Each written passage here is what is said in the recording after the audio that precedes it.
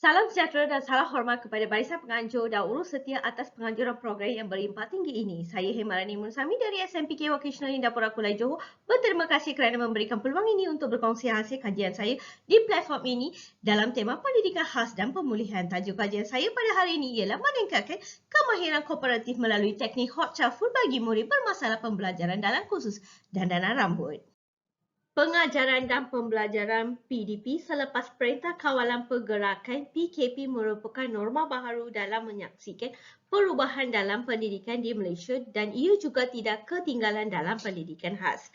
Sebagai guru mengajar kursus dandanan rambut bagi murid bermasalah pembelajaran, guru memerlukan pelbagai kaedah dan teknik yang bersesuaian dengan kemampuan kognitif murid.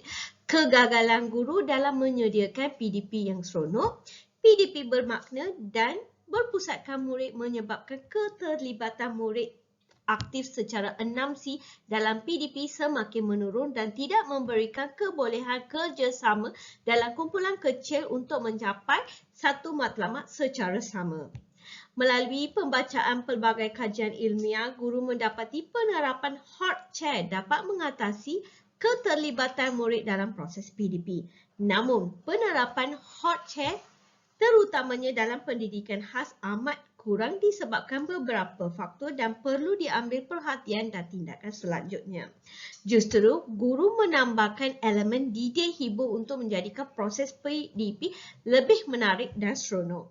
Bertitik tolak dari sini, guru mengambil inisiatif untuk mentransformasikan proses PDP melalui penggunaan teknik hot chair full yang terancang dan berstruktur mengikut keupayaan kognitif murid untuk meningkatkan keterlibatan murid secara aktif dalam kelas untuk meningkatkan kemahiran kooperatif dalam kalangan murid.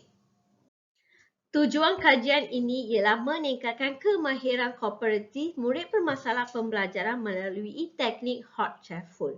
Objektif kajian ini ialah meningkatkan kemahiran komunikasi murid bermasalah pembelajaran dalam pembelajaran dengan menggunakan teknik hot chair full dan meningkatkan kemahiran pembentangan murid dalam pembelajaran dengan menggunakan teknik hot chair full.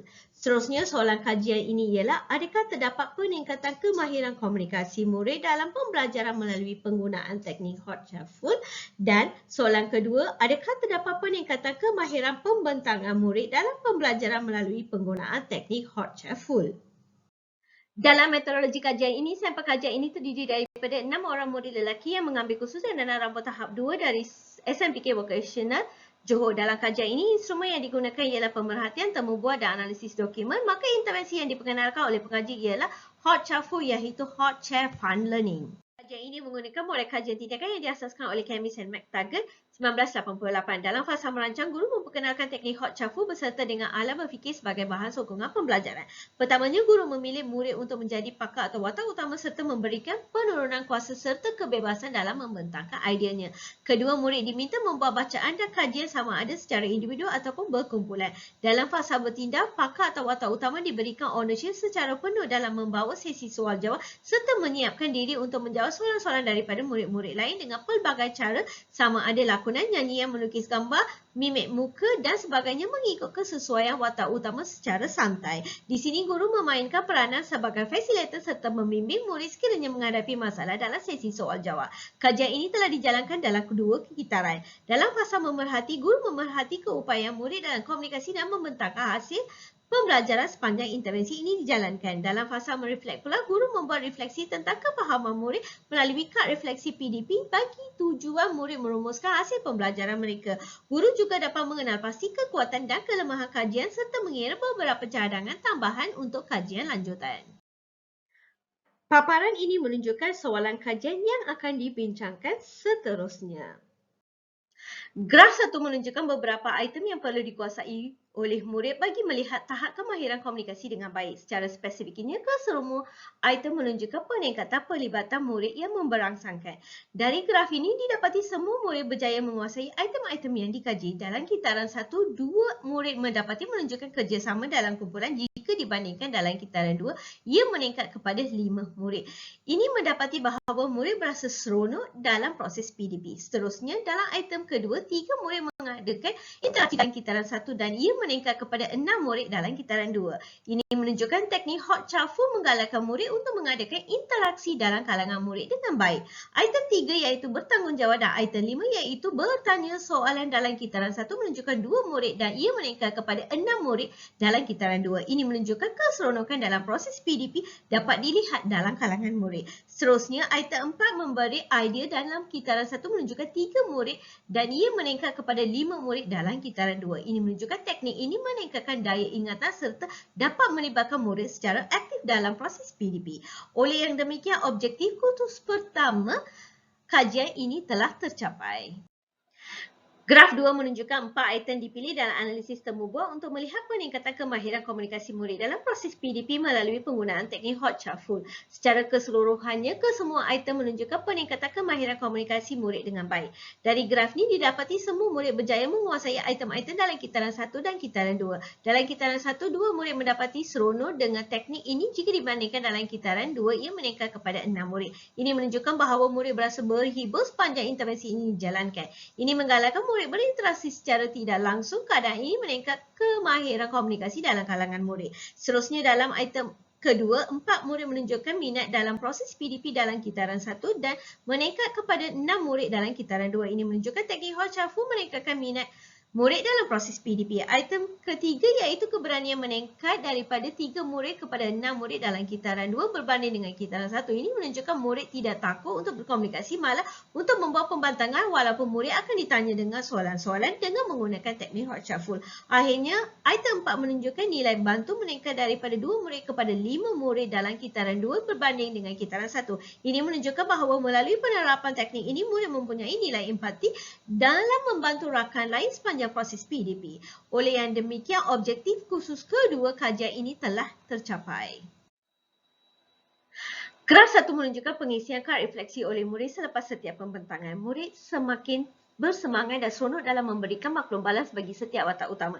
Dalam kitaran 1, murid memberikan komen-komen yang kurang membina tanpa memikirkan emosi murid lain. Maka pelibatan murid lain dalam proses pembentangan semakin menurun. Setelah diberikan bimbingan beserta bantuan oleh guru, murid dapat mengubah cara memberikan komen kepada setiap pembentang. Situasi ini menjadikan proses pembentangan semakin rancak dan terdapat pelibatan murid secara aktif. Justru dalam kitaran kedua pula terdapat pelbagai perubahan yang telah dikenal pasti oleh guru. Ini adalah kerana proses PDP terus diambil alih oleh murid dalam menjalankan perancangan, perbincangan, pembentangan dan tindakan susulan.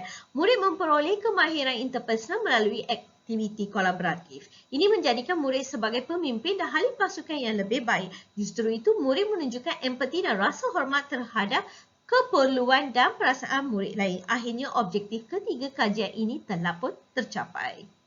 Secara keseluruhannya melalui kajian ini, saya mendapati bahawa persekitaran yang seronok membawa kepada pembelajaran berpusatkan murid di mana murid diberikan empowerment dan membentuk nilai kepimpinan secara tidak langsung. Situasi ini menggalakkan murid sebagai core designers dan core learners dalam meningkatkan kemahiran generik yang membantu ke arah kemenjadian murid dan meningkatkan kualiti modal insan yang disokong dengan learning by doing. Hasilnya, kajian ini berjaya meningkatkan kemahiran komunikasi dan kemahiran membentang serta menjadikan murid semakin aktif dalam proses PDP. Antara keunikan teknik Hot Chafu ini ialah tidak memerlukan internet. Murid mengambil kawalan dan tanggungjawab ke atas pembelajaran mereka sendiri, mengenal pasti kepelbagaian kebolehan murid, beri peluang kepada murid untuk terlibat dalam proses PDP. Selain itu, penerapan unsur permainan untuk mencapai objektif PDP melibatkan pelibatan murid secara bermakna sebagai rakan pembelajaran iaitu core designers dan core learners dalam pembinaan PDP dan mempunyai elemen co-creation untuk meningkatkan autonomi serta suara murid dan akhirnya dapat memaksimumkan potensi pembelajaran murid. Secara kesimpulannya, kajian tindakan ini dapat disimpulkan kepada dua bahagian iaitu murid dan guru. Dari aspek murid, kajian berjaya meningkatkan kemahiran komunikasi dan kemahiran membentang. Memberikan kerjasama dalam kumpulan kecil untuk mencapai satu matlamat yang sama. Teknik ini juga berjaya menerapkan pembelajaran secara seronok, aktif, berdikari serta murid berjaya menguasai pelbagai jenis kemahiran insaniah. Manakala dari aspek guru pula, kajian ini berjaya mempelbagaikan kemahiran pedagogi, menjimatkan masa, tenaga dan kos Dalam merancang PDP, teknik ini juga menjadi panduan kepada guru menjadi fasilitator dan pendorong yang baik. Teknik ini juga menjadi salah satu penambahbaikan proses pengajaran guru. Maka objektif kedua kajian ini telah tercapai. Justru saya mengambil inisiatif untuk menyertai seminar ini untuk menyebarluaskan teknik hot shuffle kepada semua guru selain guru-guru di sekolah saya. Antara sumber rujukan yang digunakan dalam kajian ini. Sekian sahaja daripada saya tentang teknik hot shuffle dalam kalangan murid bermasalah pembelajaran. Terima kasih dan jumpa lagi.